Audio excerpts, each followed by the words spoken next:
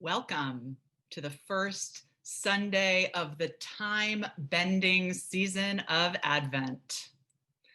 A season when past, present, and future join one another in a single flowing stream. A season when astrophysics, the arts, and Christianity sit comfortably with one another, standing in awe of the wonder of the cosmos and the complexity of space, time in God's created universe. A season when we can, for a moment, look beyond and through our watches and our Google calendars and remember that, as the second letter of Peter tells us, with the Lord, one day is like 1,000 years. And 1,000 years are like one day. In other words, time is not as tamed and constrained as it may seem. See, today we have begun our journey of anticipation of the birth of the Christ child. We are looking forward to the assembly of that familiar scene. The shepherds, the angels, the star, the manger, Mary, Joseph, and the little baby, God with us. And while we are full of expectation, every year, the sheer wonder and improbability of the incarnation compels me to make room for the possibility that it won't actually happen, that this child will never arrive, that God could not possibly love us that much. Not this year, anyway. That questioning, that anxiety, that longing, that anticipation, it's all real. It's all felt. We are somehow reaching towards something in the future, something in front of us that took place over 2,000 years ago.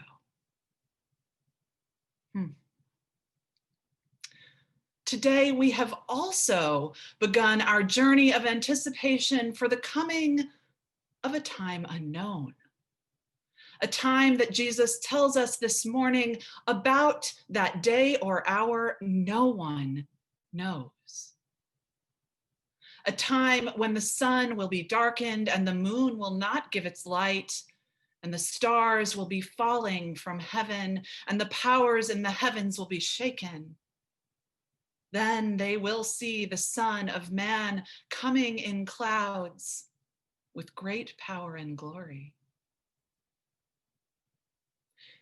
It's a little different from the cozy nativity scene of our first anticipated event.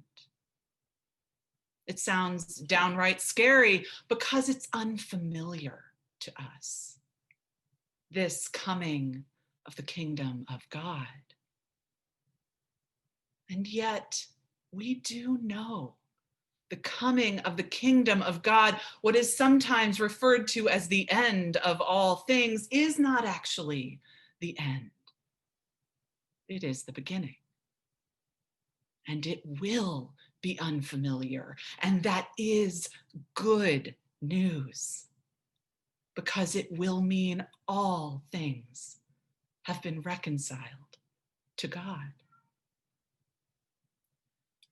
But how do we anticipate a time unknown? It's a good question, and Jesus sets about answering it in this morning's gospel. The answer is we keep watch. The answer is we stay alert. The answer is we stay awake. I imagine each generation of human beings in every part of the world has had a moment when some felt this must surely be the end of all things. Generations of Christians have had reason to wonder in times of war, famine, natural disaster, destruction, and plague, if this is it, the coming of the kingdom of God. If these are the signs we hear about in this morning's gospel.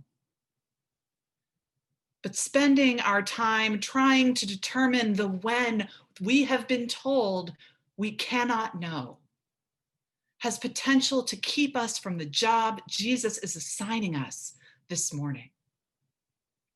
Our job is not to interpret suffering in the world as simply unchangeable or write off destructive events as inevitable end signs. Nothing to be done. Our job is not to look away during bleak times. Our job is to keep watch. Our job is to keep alert. Our job is to keep awake. And our job is to respond, to start practicing the manner of living in that timeline unknown by doing what Jesus has told us to do: to feed, to clothe, to visit, to care particularly for those most marginalized by systems of oppression that will be dismantled in that coming kingdom. Right now, this community is providing food and warm coats and clothing and toys for children and families. This community's advocacy group has a new system in place to help make sure we show up in solidarity with those directly affected by systems of oppression when needed. This is the work of keeping watch, of being alert, of being awake, of responding. This is living in anticipation of a time unknown.